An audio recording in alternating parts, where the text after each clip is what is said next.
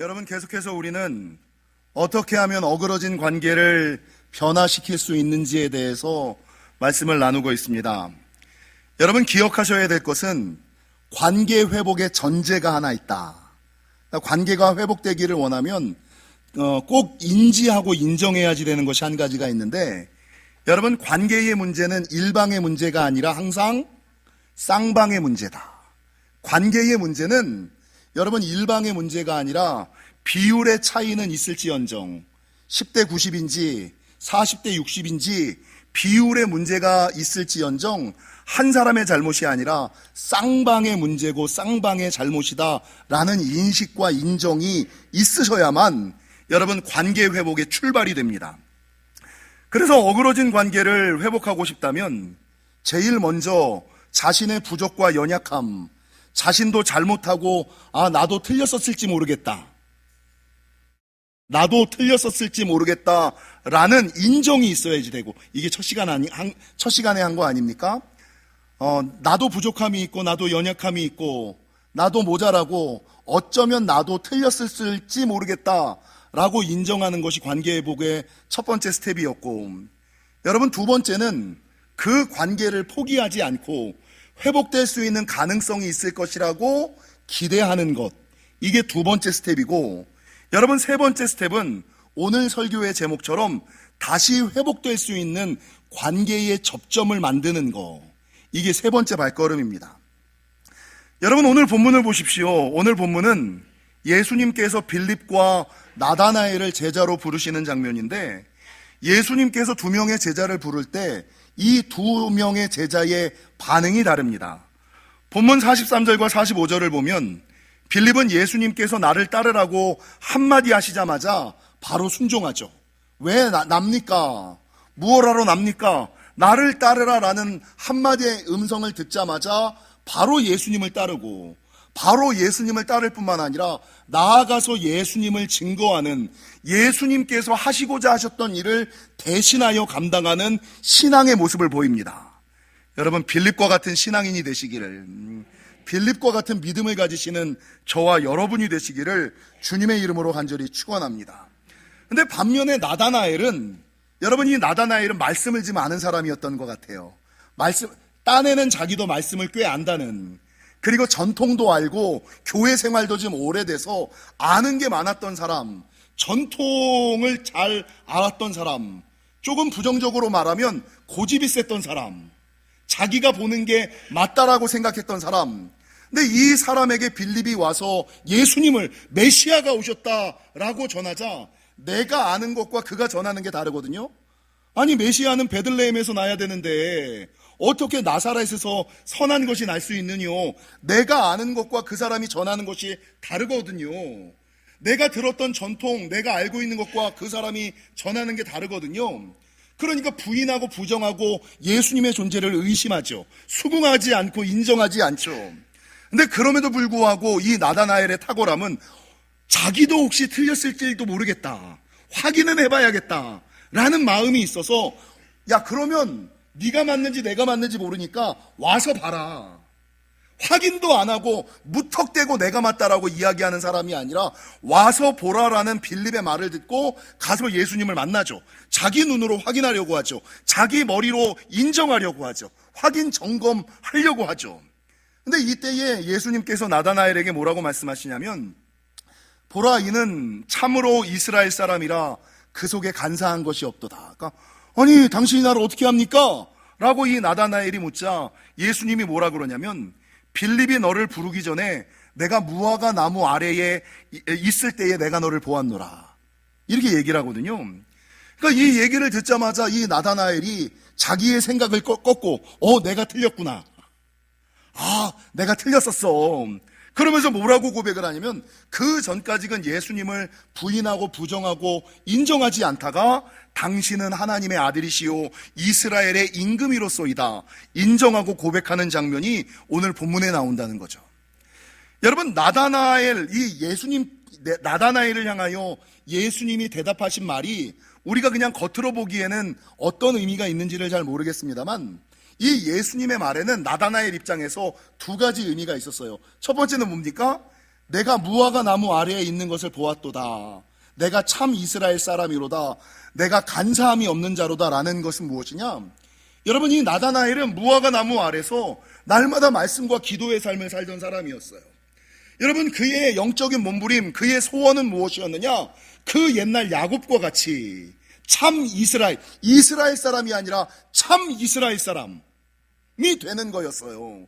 근데 야곱은 간사함이 있었잖아요. 사취하는 자, 남의 발뒤꿈치를 잡는 자, 이 간사함이, 교활함이 야곱은 좀 있었거든요. 근데 이 나다나엘의 소원은 무엇이냐? 내가 야곱보다 나은 참 이스라엘인이 아니라 참 이스라엘 사람이 되고자 하는. 근데 이런 얘기를 하면 교만하다고 해서 남들에게 아무도 못하잖아요. 정도환 목사가 가끔, 정도환 목사 일생의 기도 제목이 뭔지 아십니까? 세상에 있는 사람들 중에 하나님 가장 가까운 자리까지 나아가는 사람이 되기를 바랍니다. 근데 그 자리는 이미 뺏겼어. 예수님 가장 가까운 자리엔 누가 있어요? 세례 요한이 있거든요. 여자가 낳은 자 중에 가장 큰 자. 그러니까 예수님의 옆자리는 여러분 세례 요한이 있어요. 그럼 그 다음 자리, 하나님 제가 되기를 원합니다. 이게 제 평생의 기도 제목이거든요. 근데 이미 글른 것 같아. 어찌됐건 기도 제목은 그거거든요. 어떤 사람들은 보면 교만하다고 뭐라 그럴 거예요. 근데 나다나엘의 소원은 무엇이냐? 하나님, 내가 야곱보다 나은 이스라엘, 아니 참 이스라엘 사람, 마음에 간사함이 없는 순수한 믿음의 사람, 순전한 신앙의 사람이 되기를 원합니다라는 일생의 마음의 소원과 기도의 제목을 가지고 평생을 무화과 나무 아래서 말씀을 읽고 기도를 했는데, 예수님께서 그 무화과 나무 아래서 기도하던 이 나다나엘의 마음의 소원과 기도의 제목을 아시는 거예요. 그리고 이 나다나엘의 평생의 소원, 너는 참 이스라엘 사람이 맞아. 너는 간사함이 없어. 네가 야곱보다 나아. 라고 우리 예수님이 여러분 이 나다나엘의 소원을 인정해 주시거든요. 그러니까 나다나엘은 나는 이 평생의 기도를 하나님 앞에서만 했는데 아무에게도 한 적이 없는데 예수님이 그것을 알고 계시고 나를 참 이스라엘 사람이라고 인정해 주시니 여러분, 예수님을 메시아라고 인정하지 않을래야 않을 수 없는 상황이 되었다라는 것이죠. 여러분, 사마천의 사기에 보면 남자는 자기를 알아주는 자를 위하여 목숨을 바치고 여자는 자기를 예뻐해 주는 사람을 위하여 화장을 고친다. 이런 말이 있잖아요. 여러분, 나다나엘은요, 예수님이 나를 알아주셨구나. 예수님이 나를 인정해 주셨구나.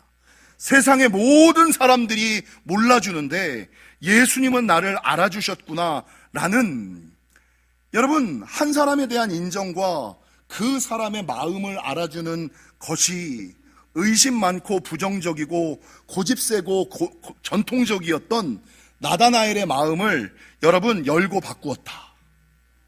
마음을 알아주는, 그 사람은 내 마음을 알아주는 사람이야. 마음을 알아주는 사이 한 사람에 대한 인정이 이 고집 많고 의심 많고 부정적이고 전통적이었던 나다나엘의 마음을 열어주고 여러분 바꿔주는 놀라운 역사가 있었다는 거죠.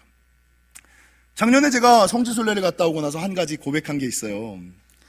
여러분, 로마에 가면 4대 교회가 있고 그 중에 네 번째 교회가 성요한교회 12사도교회라는 곳이 있어요. 근데 이 12사도 교회에 가면 예수님의 12제자의 동상이 양옆에 쫙 있어요. 우리 가서 볼 겁니다. 근데 첫 번째 들어가자마자 왼쪽 첫 번째에 어떤 사람이 무릎을 꿇고 자기의 벗겨진 가죽을 들고 있는 동상이 하나 있어요. 한 사람, 예수님의 제자 중에 자기의 벗겨진 가죽을, 뼈와 근육은 없는 가죽만을 흐물흐물거리는 그 가죽만을 들고 있는 사도의 동상이, 이게 누구냐면 바돌로메, 이게 나다나엘이에요. 왜 이 나다나엘이 자기의 가죽을 들고 있을까? 여러분, 이 바돌로메는, 나다나엘은 예수님이 돌아가시고 나서 아르메니아라는 지역, 그러니까 발칸반도, 조지아, 아르메니아, 아제르바이잔 요 지역에 가서 복음을 전했어요. 복음을 전하다 잡혀서 몽둥이를 맞았어요. 몽둥이를 맞고 산채로 가죽이 벗겨졌어요. 산채로 가죽이 벗겨진 상태에서 화형을 당해 죽었어요. 근데 제가 여러분 성지순례 가서 본 수많은 쇼킹한 장면들 중에 이 바돌롬의 나다나엘의 동상을 보면서 어떻게 가죽이 벗겨지면서까지도 예수님을 부인하지 않고 복음을 전할 수 있을까? 이게 의심이었어요. 근데 오늘 본문의 말씀을 읽다가 깨달아졌어요. 여러분, 누가 나를 인정해 줬어? 아무도 나를 몰라줄 때 예수님께서 찾아오셔서 너는 참 이스라엘 사람이로구나. 내가 간사함이 없도다.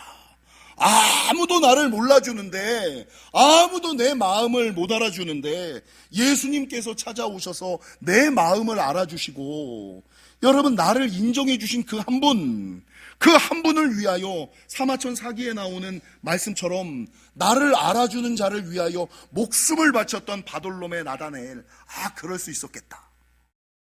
그럴 수 있었겠다라는 생각을 했다는 거죠. 여러분, 우리 앞뒤자분들과 이렇게 인사하겠습니다. 마음을 알아주는 사이가 됩시다. 마음을 알아주는 사이, 인정할 건 인정해주는 관계. 마음을 알아주는 사이, 인정할 건 인정할 줄 아는 관계가 되시는. 여러분, 사람들의 약함과 악함 가운데 하나는 자기와 관계가 어그러진 사람이 있을 때, 자기와 관계가 어그러진 사람이 있을 때 자신의 옳음을 증명하기 위하여 타인을 부정하고, 더 나아가서 폄하하고 폄훼합니다. 폄하와 폄훼의 차이는 아세요? 그러니까 나랑 사이가 안 좋아, 나랑 관계가 안 좋아, 그러면 이제 내버려두면 되는데, 인간은 약하고 악해서 이 사람이 하는 말은 무조건 부정을 해. 옳고 그름을 따져보지도 않아. 무조건 부정하고 부인을 해요.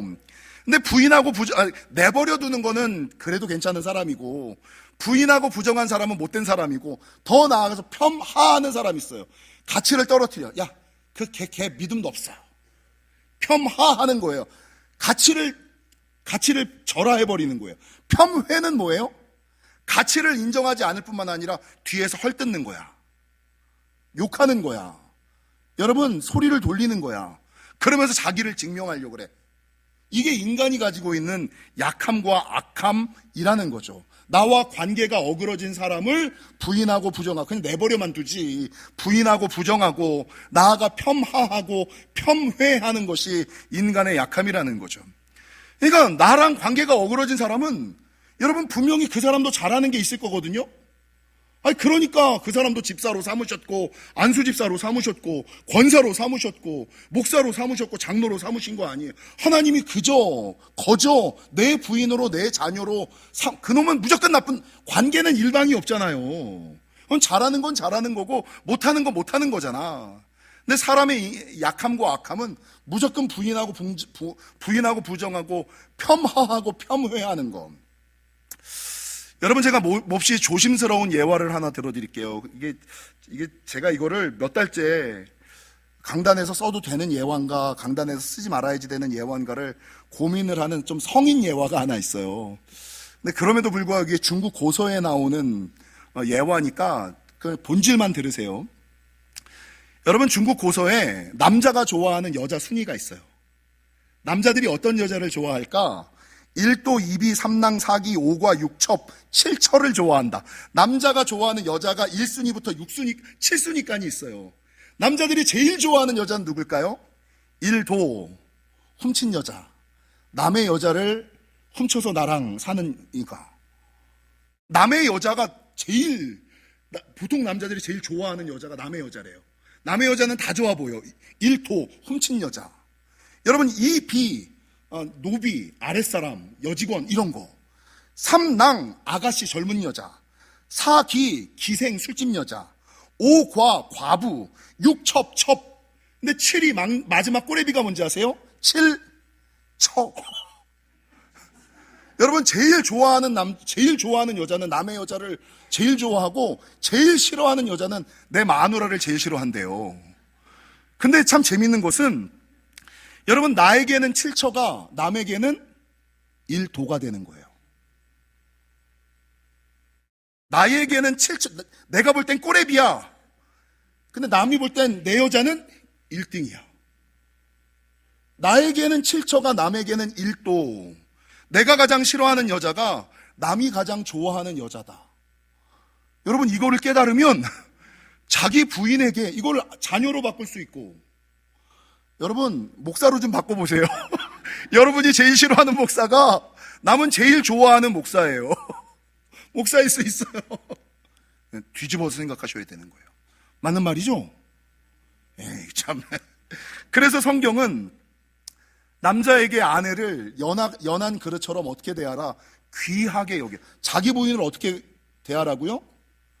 여러분, 자기 부인을 막대하는 남자는 하나님의 말씀에 불순종하는 사람이에요. 자기 부인은 연한 그릇처럼, 그릇은 잘못 다루면 막대하면 깨져요.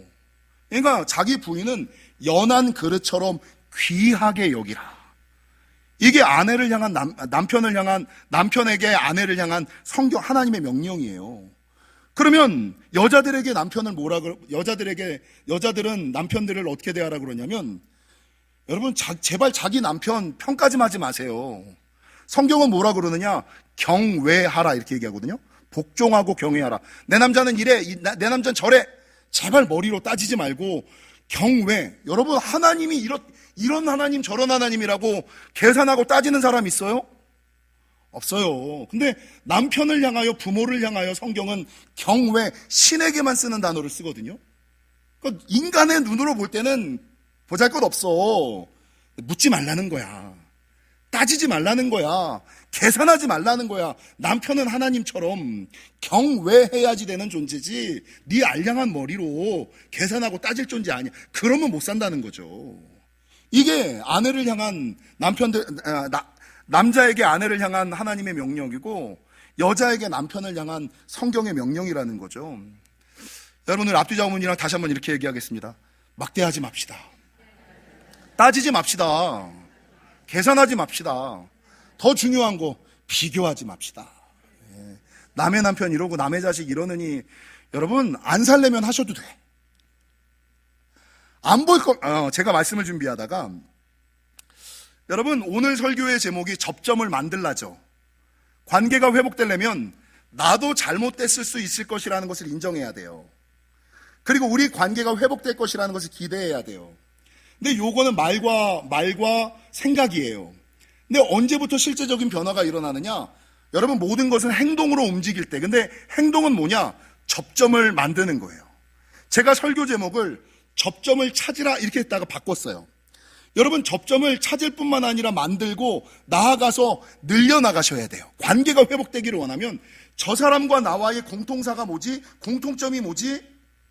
저 사람도 마음 부대끼지 아니하고 나도 마음 부대끼지 않는 접점이 뭐지를 찾으셔야 돼. 저 사람이 좋아하는 거, 내가 좋아하는 걸 찾아야 돼. 그리고 그것들이 없으면 만드셔야 돼. 그리고 그 접점을 점점 늘려가셔야 돼. 그리고 그 접점이 만들어질 때 여러분, 관계가 바뀔 수 있는 가능성이 점점 쌓이는 거예요. 여러분, 접점의 또 다른 말을 터치 포인트라고 얘기하거든요. 이건 물론 경영학에 있는 말인데 제가 굳이 연결을 했어요. 여러분, 터치 포인트가 접점. 근데 이 접점을 다른 말로 뭐라고 정의 내리냐면, 터치 포인트, 마음이 교차하여 영혼을 흔드는 순간, 마음을 건드려서 영혼이 흔들리는 순간, 그러니까 어느 순간 서로의 마음이 교차하여 영혼이 흔들리고, 영혼이 흔들려서 내가 무장해제되고 관계가 뒤집어지는 그 포인트 타이밍, 이게 터치 포인트, 이게 접점이라는 거죠. 지난 시간에 제가 재심 변호사 박준영 씨 얘기를 했잖아요. 여러분, 어렸을 때 오토바이를 타고 세상에서 놀던 박준영이가 언제 그렇게 위대한 변호사가 될 수 있었느냐? 어머니의 장례식장에 온 동네 아저씨가, 아이고, 너 어린데 어떡하니? 이 따뜻한 말 한마디. 야, 넌 분명히 잘 될 거야. 걱정하지 마. 이 신뢰의 말 한마디, 이 따뜻한 말 한마디와 신뢰의 말 한마디가 여러분이 박준혁에게는 터치포인트가 된 거예요. 아, 누군가는 나를 믿어주는구나. 누군가는 나를 위하여 기도하는구나. 이 영혼을 흔드는, 인생을 바꾸는 터치포인트가 되었다는 거죠. 여러분, 제가 말씀을 준비하다가 영혼을 바꾸는 세 가지 터치포인트가, 첫 번째는 따뜻한 말, 두 번째가 뭡니까? 따뜻한 위로, 두 번째가 신뢰하는 말, 세 번째가 인정하는 마음. 요 세 가지. 따뜻한 위로, 신뢰의 말, 인정하는 마음. 그러니까 이거죠. 야, 남들이 뭐라 그래도 난 너 믿어. 야, 난 네 편이야. 넌 할 수 있어. 당신에겐 나밖에 없어. 나한텐 당신밖에 없어요. 아닌 거 알지만 이게 여러분 터치포인트. 내 마음에 다가와서 영혼을 흔들고 여러분 내 관계를 무장해제시키고 그 사람과의 관계를 회복시키는 터치포인트. 마음을 건드려서 영혼을 흔드는 순간, 인생을 바꾸는 순간, 난 너밖에 없어. 야, 세상이 뭐라 그래도 난 너 믿어. 걱정하지 마. 난 무조건 네 편이야. 이런 말을 해주면 이게 터치포인트라고요. 여러분 반대로 말씀을 준비하다가 터치포인트의 반대말이 뭘까를 또 찾았어요. 터치포인트의 반대말이 뭐예요? 페인포인트. 가슴에 마음에 고통이 되는 순간. 이 페인포인트라는 것은 상대방에게 고통을 주고 상처를 주어 마음이 떠나는 순간. 그러니까 상대방에게 고통을 주고 상처를 주어 여러분 마음의 문이 닫히는 순간, 등 돌리는 순간, 요게 여러분 페인 포인트, 터치 포인트와 반대되는 페인 포인트다. 페인 포인트의 예가 뭘까요?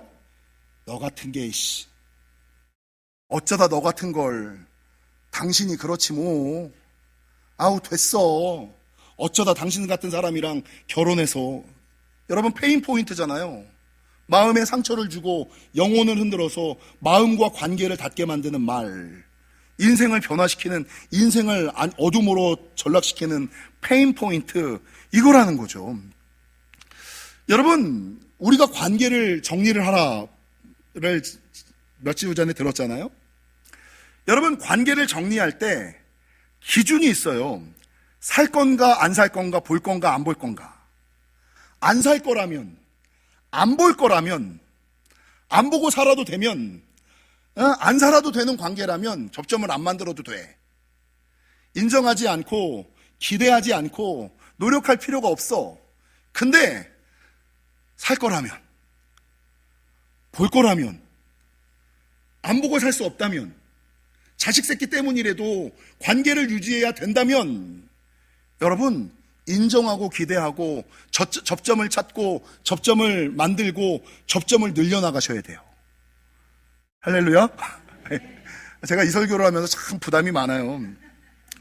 여러분 접점은 찾고 만들고 늘려가셔야 돼요. 말씀을 준비하다가 한 사람의 신앙 성숙도를 무엇으로 측정할까? 그 사람의 신앙이 성숙하다, 깊다, 크다 라는 것을 무엇으로 판단할까? 많은 사람들은 자기의 생각이 자기의 신앙이라고 생각해요. 내가 생각하는 좋은 신앙, 내가 생각하는 좋은 믿음, 자기가 생각하는 신앙, 자기가 생각하는 내가 자기라고 생각해. 근데 생각은 출발이고 생각 다음에 뭐가 있죠? 말이 있죠, 말. 그 사람의 말이 그 사람이 신앙이에요. 근데 그 말 다음에 뭐가 있어요? 행동이 있어요. 생각이 말로 나오고 말이 행동으로 이어지는 거예요. 그래서 그 사람의 신앙이 진짜냐 가짜냐, 그 사람의 신앙이 성숙하냐 성숙하지 않냐는 여러분 말씀이 생각에 영향을 주느냐, 말씀 때문에 생각을 바꿨느냐 바꾸지 않았느냐, 말씀이 생각만 바꾼 것이 아니라 뭘 바꿔야 돼요? 말을 바꿨느냐. 그리고 더 나아가서 말씀이 내 생각을 바꿀 뿐만 아니라 말도 바꾸고, 말도 바꿀 뿐만 아니라 최종적으로 뭘 바꿔야 돼요? 내 행동까지 바뀌었느냐. 그래서 여러분 말씀이 생각에 영향을 주지 않는 사람이 있어요. 말씀은 말씀이고 내 생각은 내 생각이지. 여러분 말씀과 자기 생각이랑 따로 노는 신앙, 이건 뭐 세상 사람의 신앙이죠. 근데 말씀 때문에 생각이 조금 바뀌는 사람, 1차원적인 신앙이죠. 근데 여기서 조금 2차원적인 신앙은 말씀이 내 생각을 바꿀 뿐만 아니라 생각이 바뀌니까 말이 바뀌어. 긍정의 언어로 바뀌고 따뜻한 언어로 바뀌고 여러분 위로의 언어로 바뀌고 말이 바뀌어. 근데 정말 좋은 신앙은 뭐예요? 말씀이 내 생각을 바꿀 뿐만 아니라 말을 바꾸고 말을 바꿀 뿐만 아니라 내 행동까지도 바꾸는 나다나엘처럼, 바돌로메처럼 자기의 가죽이 벗겨지는 것까지도 하나님 앞에서 내 마음을 알아준 사람을 위하여, 나를 인정해준 사람을 위하여 내 생명을 바칠 수 있을 정도의 그 정도의 신앙과 믿음이 되는 거, 이게 신앙이 성숙한 거고, 여러분 신앙이 깊은 것을 말하는 것 아니겠습니까? 지난주에도 제가 괴테의 얘기를 했습니다만, 젊은 베르테르의 슬픔 파우스트를 쓴 괴테가 말하기를, 세상에서 가장 어려운 것은 생각을 행동으로 옮기는 것이다. 그래서 여러분, 제가 지금 하는 설교가 뻔한 설교잖아요. 인정해라. 내가 관계는 쌍방의 문제다. 나도 틀렸을 수 있다는 거 인정해라. 관계가 회복될 거라는 거 기대해라. 그리고 관계 회복을 위하여 접점을 찾고 접점을 만들고 접점을 늘려나가라. 이거 뻔하잖아. 근데 문제는 여러분, 이 뻔한 생각을 가지고 그냥 에이 그걸 누가 몰라 이게 아니라, 집에 가서 여보 말이 바뀌는, 실제적으로 자녀들을 향하여 말이 바뀌고, 안 차려주던 저녁상을 차려주는 행동이 좀 바뀌고, 맨날 김치 쪼가리만 잘라주지 말고. 제가 이번에 청소년부 수련회를 갔는데 너무 은혜를 받은 게, 우리 주방팀이 만들어준 단무지 무침이 난 은혜가 너무 되더라고요. 근데 왜 단무지 무침이 은혜가 될까를 생각해 보니까, 여러분 저희 부모님이 옛날에 먹고 살기가 힘들었어요. 도시락을 싸던 시대잖아요. 그러니까 내가 학교를 다닐 때 마음의 소원은 보온병 갖고 다니는 게 마음의 소원이었어. 남들은 따뜻한 보온병을 갖고 다니는데 나는 그냥 찬 타파에다가 갖고 다녔거든요. 그러니까 보온병에 밥을 한번 엄마가 도시락을 싸줬으면 좋겠다라는 게 무의식에 있었어. 우리 집이 계란집을 했거든요. 먹고 살기가 힘들었어. 그럼 반찬이 맨날 계란이랑 김치야. 그리고 가끔 단무지를 해줘. 단무지도 거의 안 해줬어. 근데 김치를 싸주면, 나는 다른 애들은 그나마 볶은 김치를 싸주는데 나는 한 번도 볶은 김치를 안 싸줬어. 맨날 생김치만 싸주셨어.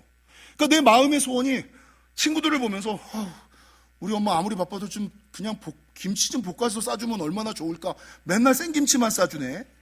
아니 우리가 계란집을 하는데 계란을 그냥 후라이를 해서 가면 노른자와 흰자가 있는 게 얼마나 차가워요.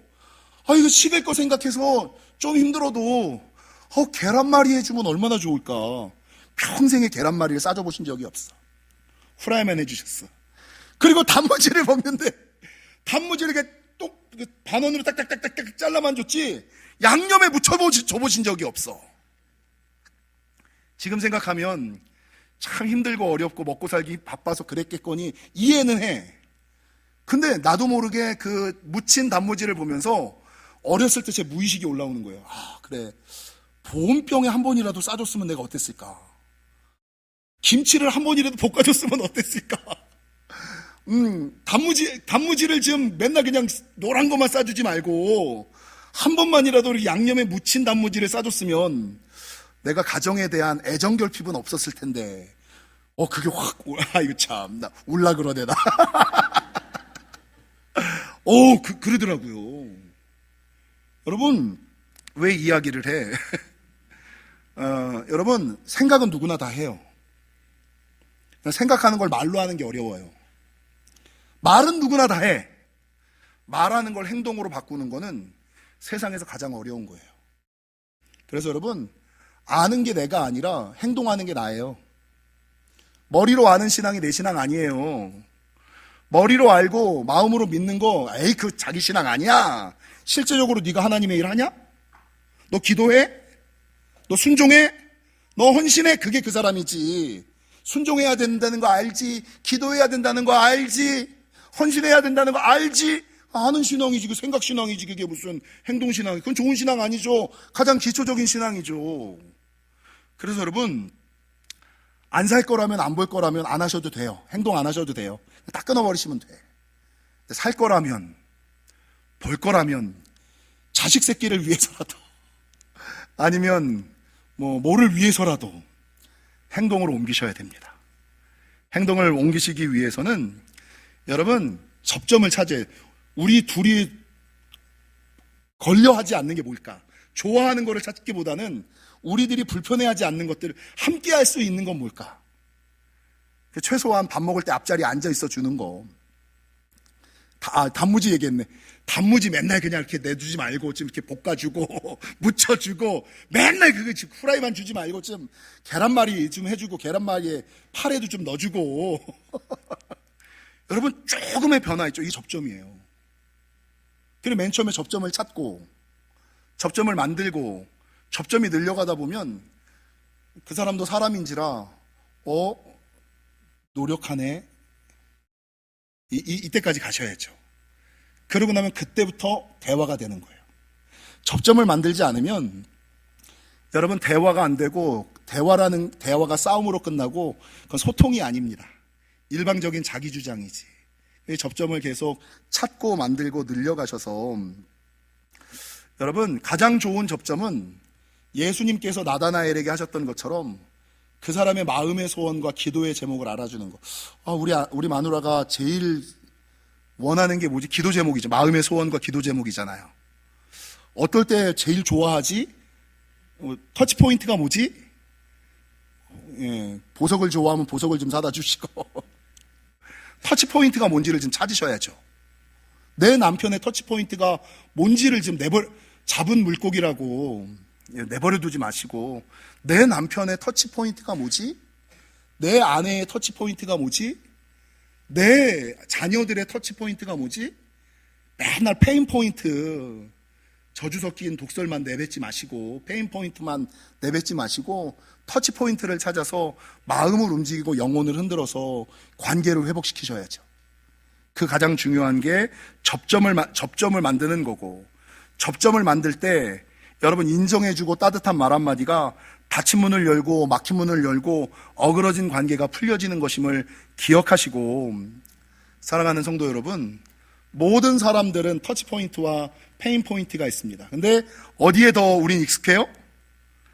터치 포인트보다 페인 포인트를 더 많이 사용하는 사람들이거든요. 바라는 것은 페인 포인트의 사람이 아니라 터치 포인트의 사람이 되어 접점을 찾고 접점을 만들고 접점을 늘려가심으로 어그러진 관계를 회복시켜 가시는 저와 여러분이 되시기를 주님의 이름으로 간절히 축원합니다.